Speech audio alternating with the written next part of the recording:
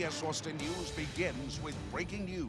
We're following breaking news tonight out of Leander. Look at that. A school bus rolled over off a Nameless Road. 12 people were rushed to the hospital, many of them young ages between 5 and 11 after that school bus rolled over and crashed on the side of the road. The bus driver was also injured. 42 students were on board that bus when it happened. We're bringing you live team coverage on the ground, but we want to go straight to CBS Austin's Adela Uchida. You can see the bus behind you. What a frightening day for the first day of school, Adela. An incredibly frightening day for the first day of school for kids who were impacted. This is the part of Travis County that was heavily impacted by the floods a month ago. So you can imagine that this is just another tough day to add on to it. I'm going to step out of the way so you can get a better look at this school bus. Now, what we were told, according to authorities, about 3 p.m. this bus was coming out of Baghdad Elementary School, taking the kids home again on this first day of school. It was about 3 p.m. and it went off the side of the road. And as you can see, it tipped over. We are told 42 kids were on the bus. There was one adult, and I was told that 10 people were transported to different hospitals, including Dell Children's and Texas Children's Hospital and Cedar Park Hospital as well.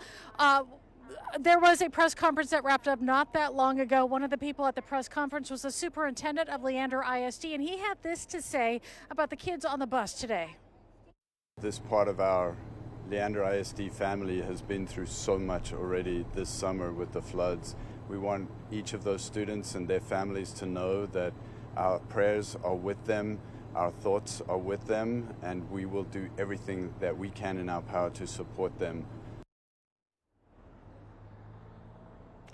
A couple of things we were able to learn pretty quickly. One, that this bus is a 2004 model. It did come equipped with seat belts, and under Leander ISD rules, anyone who is on the bus is required to be wearing their seat belt. The circumstances that were happening in real time on that bus, of course, we will find out later as this investigation continues, but those are the rules per Leander ISD. Again, this bus coming out of Baghdad Elementary School on the first day of school at Leander ISD, with many kids injured and some taken to the hospital. We will continue here on the scene and bring you more information as we know it. Walt? You were there at that press conference. A couple things I'm curious about. There was talk about possible life-threatening injuries to maybe 2 or 3 people. Were you able to get that confirmed? And where do families meet to find their loved ones?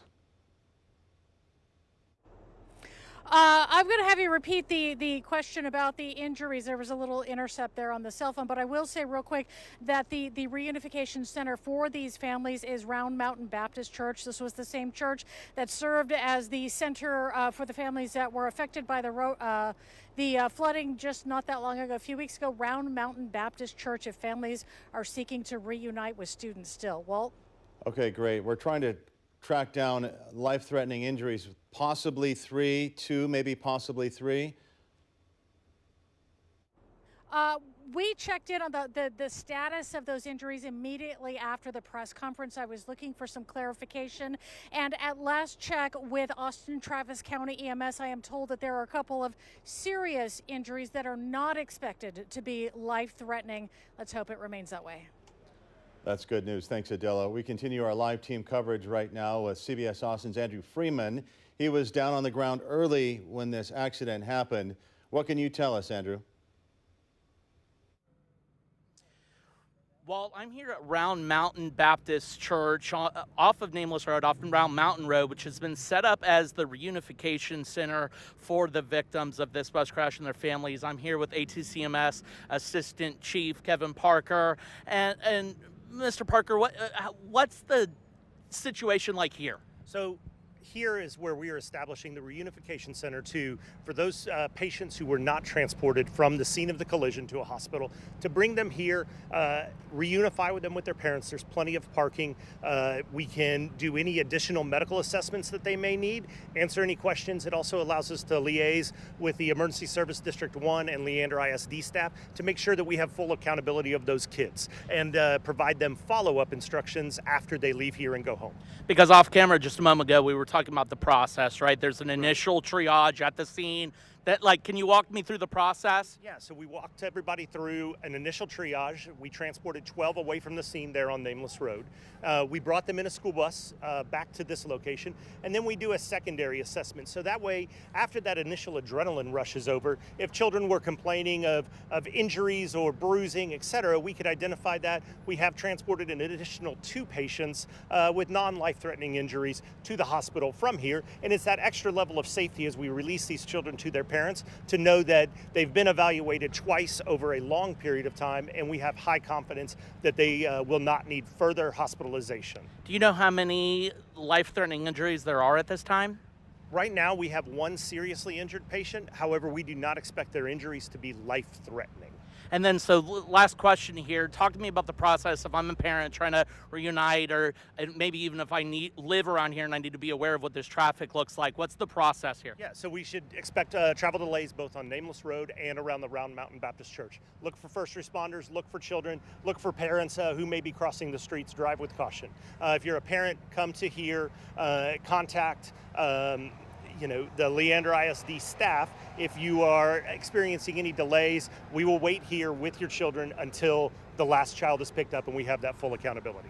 Awesome. Sir, thank you so much. So I'm told it could take a couple of hours to get dozens of children that are being transported. We're going to be here on the scene working to learn more. For now, Walt, I'll send it back to you. Andrew Freeman, CBS Austin News. Thank you, Andrew. A terrifying first day of school for these kids and parents. Travis County Judge Andy Brown says his thoughts and prayers are with those impacted by this event. He reiterates County Health and Human Services are at Round Mountain Baptist Church, and people with integral care are on the way to assist families with the mental health aspect of this. They've also had to process the flooding over 4th of July weekend, rebuild their lives for this, looking forward to going back to school now this. So counselors will be there. He also thanks the emergency teams for their swift actions and encourages everyone to stay safe and support one another during this time. Again, this is a breaking news story. Sadly, this happened on the first day of school. We're trying to piece it together for you. We'll continue to update you as we have more information on our website at cbsaustin.com. We'll also have the latest on-air and break-in with any press conference at 6 and 6:30 and 10.